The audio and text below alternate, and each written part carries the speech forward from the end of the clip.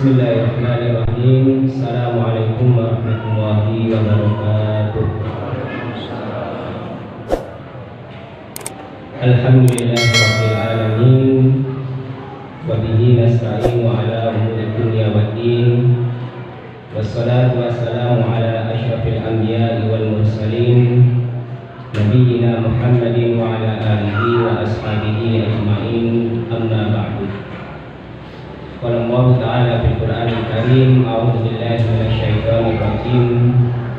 Ya ayyuhalladzina amanu taqullaha haqqa tuqatih wa la tamutunna illa wa antum muslimun.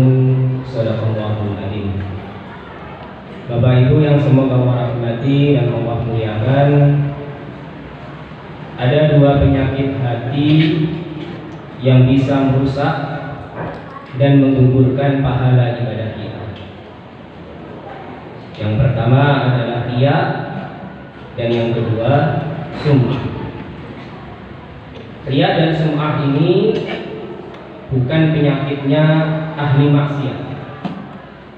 Riya dan sum'ah tidak akan menyerang seorang pelaku maksiat, tapi riya dan sum'ah akan senantiasa menjangkiti seorang ahli ibadah, seorang yang ahli sholat, ahli puasa, ahli sedekah, bahkan juga akan menjangkiti orang-orang yang senantiasa istiqomah di dalam menghadiri majelis-majelis taklim. Riya di dalam bahasa Arab berasal dari kata ro'a yara ru'yah, yang artinya melihat. Kemudian dijadikan fi'il muta'addi yang membutuhkan objek menjadi ro'a yura'i riya, yang artinya memperlihatkan. Berarti orang yang riya adalah orang yang senantiasa memperbagus ibadahnya, berusaha untuk istiqomah di dalam ibadahnya, tapi tujuannya supaya dilihat oleh orang dan dipuji oleh orang lain. Maka orang-orang yang sholatnya riya itu seringkali dia bisa khusyuk, dia bisa baik sholatnya ketika bersama orang lain, tapi ketika dia sedang sendirian, tidak ada orang yang menyaksikan sholatnya, maka sholatnya menjadi berantakan. Sholatnya nggak karuan dan tidak dilaksanakan secara tuma'innah. Begitu juga dengan orang-orang yang suka sedekah, yang ibadah haji, tapi sedekah dan hajinya itu juga karena riya. Biasanya orang-orang yang seperti ini, dia tidak akan fokus dengan ibadahnya, tapi dia akan sibuk untuk selfie, sibuk untuk mengambil gambarnya ketika memberikan sedekah, sibuk untuk berfoto ketika sedang tawaf di sekitar Ka'bah. Apa tujuannya? Supaya bisa dilihat oleh orang dan dia dikatakan sebagai seorang ahli ibadah. Adapun sum'ah berasal dari kata sam'un, yang artinya mendengar. Berarti orang yang sum'ah adalah orang yang suka memperdengarkan, orang yang suka menceritakan ibadahnya kepada orang lain. Tujuannya sama dengan orang yang riya, supaya amalannya dipuji oleh orang lain dan dinilai sebagai orang yang baik. Dan seringkali kita juga ini tidak sadar, Bu. Kita seringkali menceritakan ibadah kita. Apalagi di bulan Ramadan ini, kita tidak sengaja mengatakan, bulan Ramadan ini saya sudah menghatamkan 10 kali. Ada juga yang cerita ke tetangganya, saya bulan Ramadan ini sudah sedekah sekian porsi takjil setiap hari. Bahkan ada juga yang cerita, saya sudah sholat tarawih 10 jam di bulan Ramadan. Intinya semua ibadahnya ini Pak, itu diceritakan kepada orang lain. Padahal Nabi Shallallahu Alaihi Wasallam sudah mewanti-wanti kita, jangan sampai umatnya ini terjangkiti penyakit riya dan sum'ah.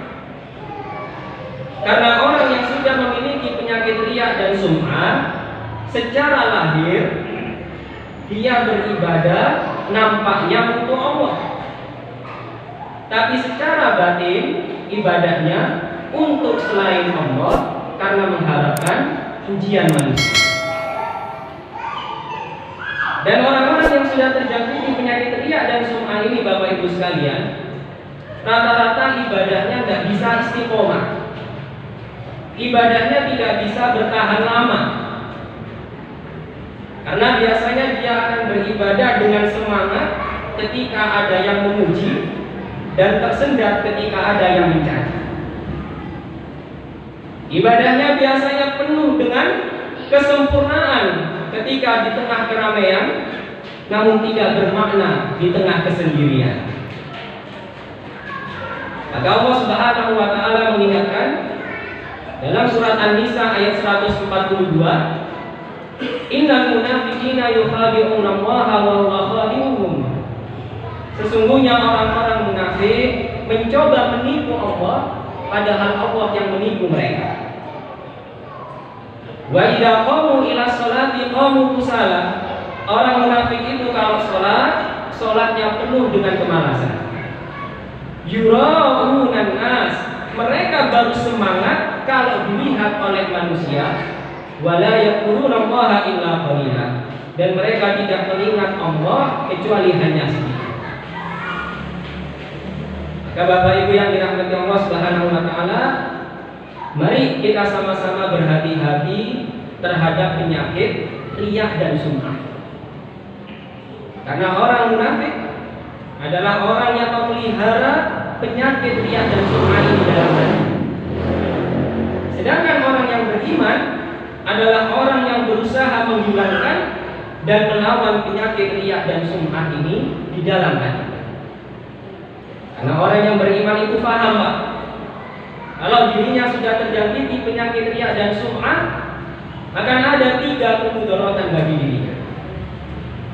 Yang pertama, orang yang ibadahnya itu karena riya dan sum'ah, nanti di akhirat akan disingkap oleh Allah keburukan-keburukannya.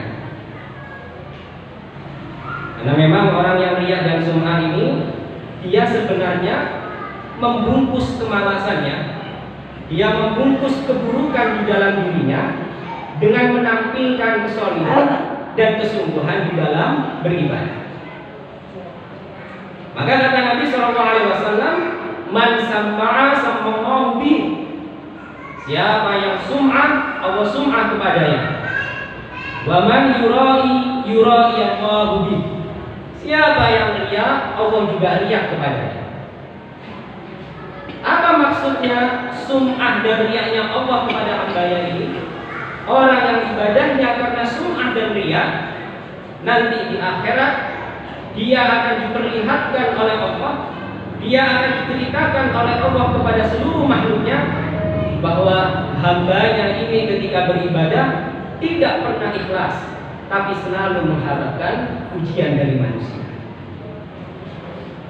Dalam hadis yang lain Rasulullah mengatakan, man qama maqama riya'in wa sum'ah sama'allahu wa rayallahu bi.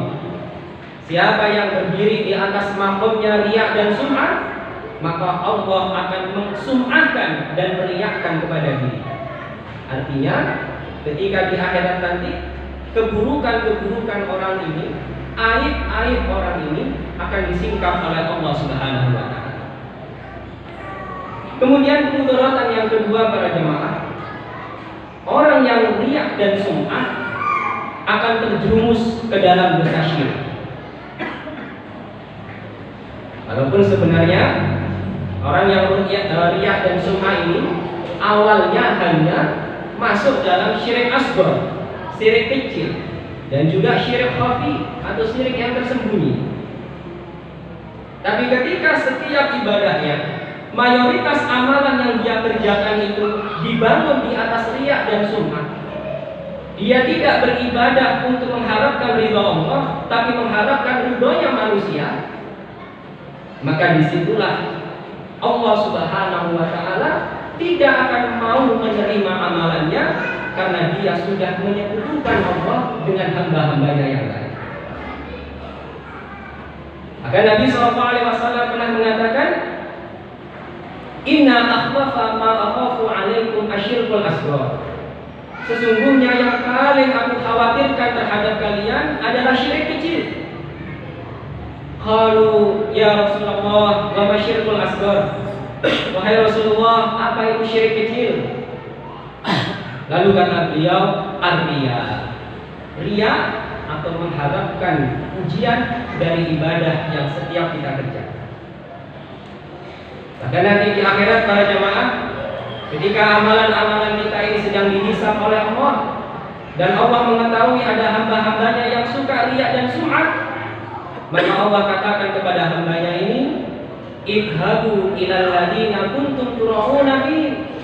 Pergilah kalian kepada orang-orang yang dulu kalian beribadah karenanya. Pergilah kepada orang-orang yang dulu kalian harapkan pujiannya. Fahal tajiduna fihim khairan. Lalu apakah sekarang kalian bisa mendapatkan kebaikan dari mereka? Apakah orang-orang yang dulu kalian harapkan pujiannya bisa memberikan pahala kepada mereka, kepada kita? Tentu tidak. Lalu yang terakhir para jamaah, orang yang riya dan sum'ah, fitnahnya kata Rasulullah lebih besar daripada fitnah Dajjal. Karena fitnah Dajjal itu Pak hanya turun ketika akhir zaman. Tapi fitnahnya riya dan sum'ah bisa mengenai kita kapanpun dan juga di mana. Fitnahnya Dajjal tidak akan mengenai orang-orang yang beriman. Orang-orang beriman insya Allah aman dari fitnah Dajjal. Tapi justru riya dan sum'ah adalah penyakit utamanya orang beriman dan orang-orang yang ahli ibadah. Nabi SAW pernah bertanya kepada para sahabatnya, ala ukhbirukum bima huwa akhwafa alaikum minal masihid dajjal. Maukah kalian aku beritahu tentang sesuatu yang lebih buruk daripada fitnahnya Dajjal? Lalu kata Rasulullah, asyirkul khafi, yaitu syirik yang tersembunyi. Bagaimana syirik yang tersembunyi itu? Yaqumur rajulu yusalli, yaitu ketika seorang berdiri sholat, fayuzayyinu sholatahu, lalu dia memperbaiki sholatnya, dia memperbagus dan memperindah sholatnya, li'ajli nazorin nas, tapi bagusnya sholatnya itu hanya untuk mendapatkan pandangan dan juga penilaian dari manusia. Oleh sebab itu para jamaah yang dirahmati Allah, mari kita amalkan dua hal ini. Yang mana kalau kita amalkan dua hal ini, insya Allah kita aman dari yang namanya riya dan sum'ah. Yang pertama, mari kita sama-sama berusaha untuk menyembunyikan amalan-amalan kita. Karena yang bisa kita teladani dari pendahulu-pendahulu kita yang sholih, para ulama-ulama salafus sholih, mereka adalah orang yang paling berhati-hati terhadap amalan. Mereka adalah orang yang paling bersungguh-sungguh untuk menyembunyikan amalannya. Bahkan Ibrahim An-Nakha'i disebutkan dalam sebuah riwayat, ketika beliau ini sedang membaca Quran di masjid, lalu ada orang yang masuk ke masjid, apa yang beliau lakukan? Beliau langsung menutup Qurannya, dan Qurannya itu disembunyikan di balik sorbannya. Untuk apa para jamaah? Supaya beliau tidak ketahuan sedang membaca Al-Quran. Kebalikannya kita bangin, kalau kita ini nggak ada orang yang lihat, amburadul bacaannya, tajwidnya nggak dipakai, bahkan bacanya pakai hati, nggak pakai suara tapi dalam hati. Tapi ketika ada orang yang lewat, langsung Bismillahirrahmanirrahim, diwena-wena suaranya, diwangkat suaranya, dikeraskan volumenya, supaya apa? Supaya orang tahu kalau dia sedang membaca Al-Quran. Ayyub As-Sikhtiyani ketika beliau menghadiri majelis taklim, lalu beliau menangis karena mendengar perkataan seorang ulama. Bahkan beliau ini sampai hidungnya merah karena mengeluarkan lendir yang sangat banyak. Lalu ketika ditanya oleh jamaah sampingnya, kenapa engkau menangis? Apa kata beliau? Ma asyadda sikam, fluku ini sangat berat. Jadi dia nggak mau ngomong kalau dia nangis karena hatinya tersentuh, tapi dia mengatakan saya sedang sakit flu berat. Begitu juga Ibrahim bin Adham, ketika beliau sedang menjalankan puasa sunnah, lalu beliau diundang oleh salah seorang sahabatnya untuk menghadiri walimah. Apa yang beliau lakukan? Beliau langsung membatalkan puasanya saat itu. Tapi beliau tidak beritahu Pak kalau dirinya sedang puasa. Nah, lagi-lagi kebalikannya kita. Kita ini kadang-kadang kalau puasa sunnah lalu diundang walimah, kita batalkan puasa kita. Tapi kita ngomong kepada sahibul hajat, jangan ini mau aku puasa. Tapi untuk menghormati sampean, demi sampean wis tak relano posoku tak batal. Nah, kalau seperti ini apa bedanya dengan orang yang riya dan sum'ah? Maka kalau bisa para jamaah di bulan Ramadan ini, ketika kita mulai memperbanyak amalan kita, sebisa mungkin amalan yang tersembunyi lebih banyak dibandingkan amalan yang nampak. Kata Sunan Bonang di dalam kitab beliau Head Van Bonang, beliau mengatakan yang dinamakan ibadah tirakat itu bukan ibadah yang dibuat-buat. Tirakat itu, mohon maaf, bukan ibadah bid'ah. Tapi tirakat adalah ibadah sunnah yang selalu kita kerjakan, selalu kita istiqomahkan dan kita dawamkan, dan kita berusaha orang lain tidak ada yang tahu kalau kita mengamalkan amalan sunnah. Jadi itu Pak sebenarnya definisi tirakat. Tirakat itu kan jenengan nggak buat ibadah-ibadah, tidak. Tirakat itu jenengan punya amalan andalan, satu amalan sunnah andalan, dan keluarga panjenengan tidak ada yang tahu kalau panjenengan melakukan. Maka Daud bin Abidin, seorang tabi'in, disebutkan bahwa beliau puasa 40 tahun, puasa sunnah 40 tahun, keluarganya tidak ada yang tahu. Karena beliau setiap berangkat kerja selalu membawa bekal dari istrinya. Tapi di tengah perjalanan itu, bekalnya ini diberikan kepada fakir miskin. Lalu ketika pulang sorenya, beliau membeli makanan dan beliau katakan, ini untuk makan malam. Jadi sampai 40 tahun, amalan sunnahnya ini tidak ada yang tahu. Dan sebagai penutup, Rasulullah SAW mengajarkan sebuah doa kepada kita supaya kita ini terhindar dari dosa riya dan sum'ah. Bagaimana doanya? Allahumma inni a'udzubika an usyrika bika syai'an a'lamu wa astaghfiruka lima la a'lam. Ya Allah, aku berlindung kepadamu dari kesyirikan yang aku ketahui, dan aku mohon maaf kepadamu, minta ampunan kepadamu dari kesyirikan yang tidak aku ketahui. Aku lupa lihada. Assalamualaikum warahmatullahi wabarakatuh. Mari kita lanjutkan salat kita.